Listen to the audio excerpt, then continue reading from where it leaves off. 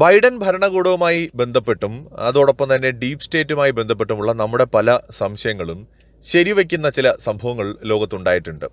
ഇന്ത്യയുടെ പ്രധാനമന്ത്രി നരേന്ദ്രമോദി അമേരിക്കൻ പ്രസിഡന്റുമാരുമായിട്ടൊക്കെ നല്ല ബന്ധമാണ് സ്ഥാപിച്ചിട്ടുള്ളത് എന്ന് എസ് ജയശങ്കർ 2 ദിവസം മുമ്പ് പറയുകയുണ്ടായി. ശരിയാണ്, ബൈഡനുമായും ട്രംപുമായും ഒബാമയുമായും ഒക്കെ ഇന്ത്യക്ക് നല്ല ബന്ധമുണ്ട്, മോദിക്ക് നല്ല ബന്ധമുണ്ട്. അതുകൊണ്ട് തന്നെയാണ് നമുക്കത് തുടരാനും കഴിഞ്ഞത്.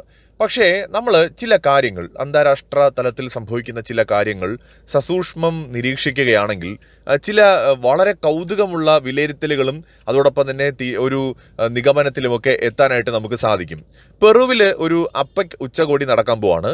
ഈ ഉച്ചകോടിയിൽ വെച്ച് US പ്രസിഡന്റായിട്ടുള്ള ജോ ബൈഡനും ചൈനീസ് പ്രസിഡന്റ് ഷി ജിൻപിങ്ങും തമ്മിൽ ഒരു കൂടിക്കാഴ്ച നടക്കാൻ പോവാണ്. ബൈഡൻ ജനുവരിയിലാണ് സ്ഥാനമൊഴിയാൻ പോകുന്നത്. സ്ഥാനമൊഴിയാൻ പോകുന്നതിന് മുമ്പ് ഇത്തരം ഒരു കൂടിക്കാഴ്ചയ്ക്ക് വലിയ പ്രാധാന്യമൊന്നുമില്ല. പക്ഷേ എന്നിട്ടും ഇരു നേതാക്കളും തമ്മിൽ കാണാനായിട്ട് തീരുമാനിച്ചിരിക്കുകയാണ്. അതായത് ഇപ്പോൾ ബൈഡൻ ഭരണകൂടത്തിന്റെ അവസാന നാളുകൾ എണ്ണപ്പെട്ടു കഴിഞ്ഞു. ബൈഡന്റെ ലാസ്റ്റ് ഔദ്യോഗിക കൂടിക്കാഴ്ചയായിരിക്കും ഇതെന്ന് US തന്നെ ഇപ്പോൾ വ്യക്തമാക്കുന്നുണ്ട്. 1 വർഷം മുമ്പ് കാലിഫോർണിയയിൽ വെച്ചാണ് ഇരു നേതാക്കളും തമ്മിൽ അവസാനമായിട്ട് കൂടിക്കാഴ്ച നടത്തുന്നത്.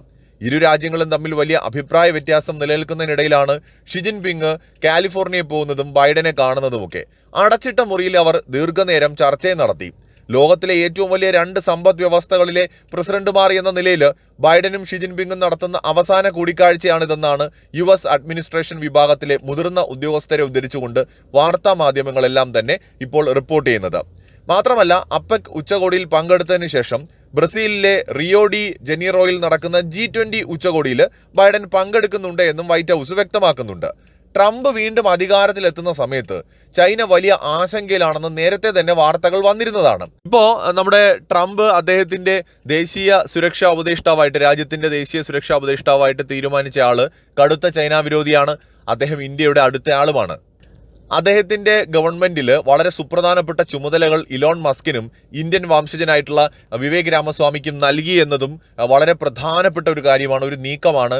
ചൈന ഇതിനെയും വളരെ ഗൗരവത്തിലാണ് കാണുന്നത്. ചൈനീസ് വിമർശകരായിട്ടുള്ള ആൾക്കാർ, ചൈനയ്ക്ക് എതിർചേരി നിൽക്കുന്ന ആൾക്കാരൊക്കെ തന്നെ ട്രംപ് അഡ്മിനിസ്ട്രേഷന്റെ ഭാഗമാകുന്നതിൽ ചൈനയ്ക്ക് നല്ല ആശങ്കയുണ്ട്. നേരത്തെ പറഞ്ഞ US ദേശീയ സുരക്ഷാ ഉപദേഷ്ടാവായിട്ട് നിയമിക്കപ്പെടാൻ പോകുന്നയാളെന്ന് പറയുന്ന മൈക്ക് വാൾസ് എന്ന് പറയുന്നത് ഈ പറയുന്ന ഷി ജിൻപിങ്ങിന്റെ കടുത്ത വിമർശകനാണ്. അദ്ദേഹത്തിന്റെ വിമർശനത്തിന്റെ തീവ്രത അറിയണമെങ്കിൽ 2022 ബീജിംഗിൽ നടന്ന വിന്റർ ഒളിമ്പിക്സിൽ അമേരിക്ക പങ്കെടുക്കരുത് എന്ന് പോലും പറഞ്ഞ ആളാണ് അദ്ദേഹം. അദ്ദേഹത്തെയാണ് ട്രംപ് ഇപ്പോൾ വളരെ സുപ്രധാനപ്പെട്ട ചുമതലയിൽ, നമ്മുടെ അജിത് ഡോവൽ എങ്ങനെയാണോ ഇന്ത്യയിൽ പ്രവർത്തിക്കുന്ന അതേ ചുമതലയിലേക്ക് അമേരിക്കയിൽ കൊണ്ടുവന്നിരിക്കുന്നത്. അതുമാത്രവുമല്ല, വിവേക് രാമസ്വാമി അദ്ദേഹം പ്രസിഡന്റ് സ്ഥാനാർത്ഥിയെ മത്സരിച്ച സമയത്ത് ഏറ്റവും അധികം കടന്നാക്രമിച്ചത് ചൈനയാണ്. അദ്ദേഹവും വളരെ സുപ്രധാനപ്പെട്ട ഒരു പോസ്റ്റിൽ ഇലോൺ മസ്കിനൊപ്പം തുല്യമായ റാങ്കിങ്ങിൽ എത്തിയിരിക്കുകയാണ്. സോ ഇത് ചൈനയെ നല്ല ആശങ്കപ്പെടുത്തുന്നുണ്ട്. പക്ഷേ ഇവിടെ ബൈഡനും ചൈനയും തമ്മിലുള്ള, അല്ലെങ്കിൽ ഷി ജിൻപിങ്ങും തമ്മിലുള്ള കൂടിക്കാഴ്ച എന്തിനാണ് എന്നതാണ് പ്രസക്തമായ ചോദ്യം. ഡെമോക്രാറ്റുകൾ പൂർണ്ണമായും ചൈനയെ എതിർക്കുന്നതിൽ ആത്മാർത്ഥമായിട്ടാണ് ആ എതിർപ്പ് കാണിക്കുന്നത് എങ്കിൽ എന്തിനു വേണ്ടിയാണ് ഈ അവസാന ഘട്ടത്തിൽ ഇത്തരം ഒരു കൂടിക്കാഴ്ചയുടെ ആവശ്യം? അതൊരു ഫോർമൽ കൂടിക്കാഴ്ച മാത്രമാണോ? അതിന്റെ പിന്നിൽ മറ്റെന്തെങ്കിലും ഉദ്ദേശമുണ്ടോ? ഇന്ത്യയും അമേരിക്കയും തമ്മിലുള്ള തുടക്കത്തിലെ ബന്ധം, അതായത് ബൈഡൻ ഭരണകൂടവുമായിട്ട് തുടക്കത്തിൽ നല്ല ബന്ധമാണ്. മോദി അമേരിക്കയിലേക്ക് എത്തിയ സമയത്ത് ഗംഭീര സ്വീകരണം കൊടുത്തു. G20 വളരെ നല്ല രീതിയിൽ സഹകരിക്കുന്നതൊക്കെ നമ്മൾ കണ്ടു. എന്നാൽ പിന്നീട് ഈ ബന്ധത്തിൽ കൂടുതൽ ഒരു അകൽച്ചയെന്ന് നമുക്ക് പ്രത്യക്ഷത്തിൽ തോന്നില്ലെങ്കിലും ഒരു അകൽച്ച ഉണ്ടാകാനിടയായ സാഹചര്യം പ്രധാനമായിട്ട് റഷ്യ ഇന്ത്യ തള്ളിപ്പറയാത്തതായിരുന്നു. ചൈനയുടെ കാര്യത്തിൽ അമേരിക്ക ഏറ്റവും അധികം ചിന്തിച്ചിരുന്ന ഒരു പ്രശ്നം എന്ന് പറയുന്നത് റഷ്യയുമായിട്ടുള്ള അവരുടെ സഹകരണമാണ്. എന്നാൽ അതിനേക്കാൾ നല്ല ബന്ധം ഇന്ത്യയും റഷ്യയും തമ്മിലുണ്ട് എന്നതും അമേരിക്കയുടെ വരുതിയിൽ ഇന്ത്യ നിൽക്കുന്നില്ല എന്നതും ഒരുപക്ഷെ ചൈനയുമായിട്ടുള്ള ബന്ധത്തെ കൂടുതൽ മെച്ചപ്പെടുത്താൻ ബൈഡൻ അഡ്മിനിസ്ട്രേഷനെ പ്രേരിപ്പിച്ചിട്ടുണ്ടാകാം. ട്രംപിന്റെ കാലത്ത് ശക്തമാക്കിയ ക്വാഡിനെ മനഃപൂർവ്വം ബൈഡന്റെ കാലത്ത് ദുർബലമാക്കാനുള്ള ശ്രമം നടന്നതും ശ്രദ്ധേയമാണ്. ബൈഡൻ ഇന്ത്യയിൽ ക്വാഡ് ഉച്ചകോടിയിൽ പങ്കെടുക്കാൻ വരേണ്ടിയിരുന്നതാണ്. പക്ഷെ അദ്ദേഹം നൈസായിട്ട് ഒഴിഞ്ഞു മാറി. ചൈന ഏറ്റവും കൂടുതൽ ആശങ്കയോടെ കണ്ടിരുന്ന ഒന്നായിരുന്നു ക്വാഡ്. അതിന്റെ കാരണം ചൈനയെ വളഞ്ഞ വളരെ ശക്തമായ ഒരു കൂട്ടുകെട്ട്. ഒന്ന് അമേരിക്ക, മറ്റൊന്ന് ഓസ്ട്രേലിയ, പിന്നൊന്ന് ജപ്പാൻ, പിന്നെ ഇന്ത്യ.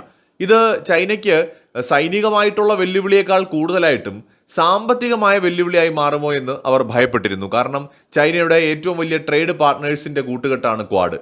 അപ്പോൾ അങ്ങനെയൊക്കെ ആയിരുന്ന സമയത്താണ് ചൈനയ്ക്ക് ഫേവറബിൾ ആയിട്ടുള്ള ചില ഡിസിഷൻസ് US ഭാഗത്തു നിന്ന് വരുന്നത്. അപ്പോൾ നേരത്തെ പറഞ്ഞതുപോലെ ഷി ജിൻപിങ് അമേരിക്കയിൽ പോകുന്നു, ബൈഡനുമായി ചർച്ച നടത്തുന്നു. ഇവർ തമ്മിൽ നേരത്തെയും നല്ല സൗഹൃദത്തിലാണ്. കാരണം ഒബാമയുടെ ഭരണകാലത്ത് ജോ ബൈഡൻ വൈസ് പ്രസിഡന്റാണ്. 3-4 തവണയാണ് ഒബാമ സ്വയം ചൈനയിൽ അദ്ദേഹത്തിൻ്റെ ഭരണകാലത്ത് വന്നത്. അതോടൊപ്പം തന്നെ ബൈഡനുമായിട്ടും നല്ല ബന്ധം, വൈസ് പ്രസിഡന്റുമായിട്ടും നല്ല ബന്ധം ചൈനയ്ക്ക് ഉണ്ടായിരുന്നു. അപ്പോൾ ബൈഡൻ പ്രസിഡന്റ് ആകുമ്പോൾ അത് തുടരാനുള്ള സാധ്യതയാണ് അവിടെ ഉണ്ടായത്.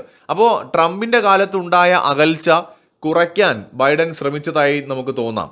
അപ്പോൾ ഇത്തരത്തിലുള്ള നീക്കങ്ങൾക്കൊപ്പം ബംഗ്ലാദേശിലെ പെട്ടെന്നുണ്ടായ അട്ടിമറി, അതേ സമയത്ത് തന്നെ അവിടെയുള്ള തീവ്രവാദ ഗ്രൂപ്പുകളുമായും തീവ്ര ഇസ്ലാമിക ഗ്രൂപ്പുകളുമായും വിഘടനവാദ ഗ്രൂപ്പുകളുമായും ഇന്ത്യ വിരുദ്ധ ഗ്രൂപ്പുകളുമായിട്ടൊക്കെ തന്നെ രമ്യതയിലെത്താൻ ഉടനടി ചൈനയ്ക്ക് സാധിച്ചതും ഈ ബംഗ്ലാദേശിലെ അട്ടിമറിക്കെതിരായിട്ട് ചൈന ശക്തമായ യാതൊരു പ്രതികരണവും നടത്താത്തതുമൊക്കെ വളരെയധികം സംശയങ്ങൾ ഉണ്ടാക്കിയതായിരുന്നു. കാരണം അമേരിക്കയ്ക്ക് പങ്കുണ്ടെന്ന് റഷ്യ പറയുന്നു, ഇന്ത്യൻ മാധ്യമങ്ങൾ, ഇന്ത്യ ഒഫീഷ്യലായി പറഞ്ഞിട്ടില്ല, എന്നാൽ ഇന്ത്യൻ മാധ്യമങ്ങളും ഇന്ത്യയിലെ വിദഗ്ധരായിട്ടുള്ള ആൾക്കാരും നയതന്ത്ര ഉദ്യോഗസ്ഥർ, മുൻകാലങ്ങളിൽ ഉദ്യോഗസ്ഥരായിട്ട് പ്രവർത്തിച്ച് പരിചയമുള്ളവരുമൊക്കെ അമേരിക്കൻ ഇടപെടലിനെ കുറിച്ചും ഡീപ് സ്റ്റേറ്റിനെ കുറിച്ചുമൊക്കെ നിരന്തരം സംസാരിച്ചപ്പോഴും ബൈഡൻ അഡ്മിനിസ്ട്രേഷനെതിരെ കടുപ്പമേറിയ വാക്കുകൾ ഉപയോഗിക്കാതിരിക്കാൻ ചൈനയും ചൈനീസ് മാധ്യമങ്ങളും പ്രത്യേകം ശ്രദ്ധിച്ചു എന്ന് കാണാൻ പറ്റും.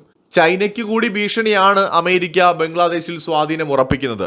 പക്ഷെ അപ്പോഴും അമേരിക്കയ്ക്കെതിരായിട്ട്, വിശേഷിച്ച് ബൈഡൻ ഗവൺമെന്റിനെതിരായിട്ട് കൂടുതൽ കടുപ്പിക്കാതെ ഒരു നയത്തിൽ കാര്യങ്ങൾ കൈകാര്യം ചെയ്യാനായിട്ട് അവിടെ ചൈന ശ്രമിച്ചു. അതിൻ്റെ കാരണം ഇന്ത്യയുടെ സ്വാധീനം ബംഗ്ലാദേശിൽ നിന്ന് ഇല്ലാതാകുമെന്നതായിരുന്നു. അപ്പോൾ അമേരിക്കയുടെ ആ പ്രവൃത്തി കൊണ്ട് അമേരിക്കയുടെ സ്വാധീനം ഉയർത്താൻ കഴിയും എന്നതിനോടൊപ്പം തന്നെ ഇന്ത്യയുടെ സ്വാധീനം ബംഗ്ലാദേശിൽ കുറയുമെന്നതിനെ ചൈന ഒരു പോസിറ്റീവ് ഫാക്ടറായിട്ടാണ് കണ്ടത്. അപ്പോൾ ആകെ മൊത്തം നമ്മൾ നോക്കുമ്പോൾ ശ്രദ്ധിച്ചാൽ മനസ്സിലാക്കാൻ പറ്റുന്ന ഒരു കാര്യം, ഇപ്പോൾ അമേരിക്കയ്ക്ക് ചൈനയും വേണം, ചൈനയ്ക്ക് അമേരിക്കയും വേണം. കാരണം അമേരിക്കയുടെ ഏറ്റവും വലിയ നിക്ഷേപം എല്ലാം കിടക്കുന്നത് ചൈനയിലാണ്.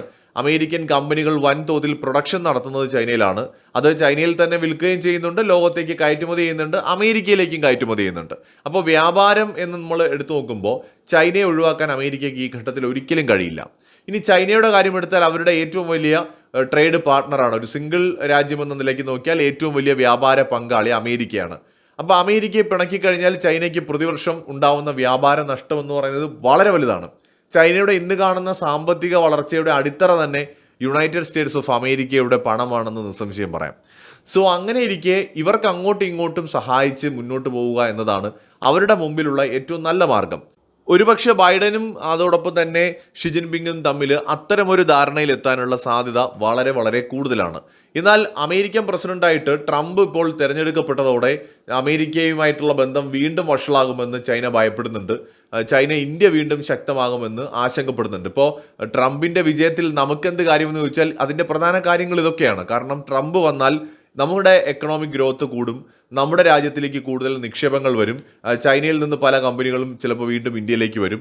എന്നാൽ ബൈഡൻ വന്ന സമയത്ത് ആ ഒരു സപ്പോർട്ട്, ഗവൺമെൻറ് തലത്തിലെ സപ്പോർട്ട് കമ്പനികൾക്കൊന്നും കിട്ടാത്തത് കൊണ്ട് തന്നെ അവർ ചൈനയിൽ തന്നെ തുടരുകയും ചെയ്തു.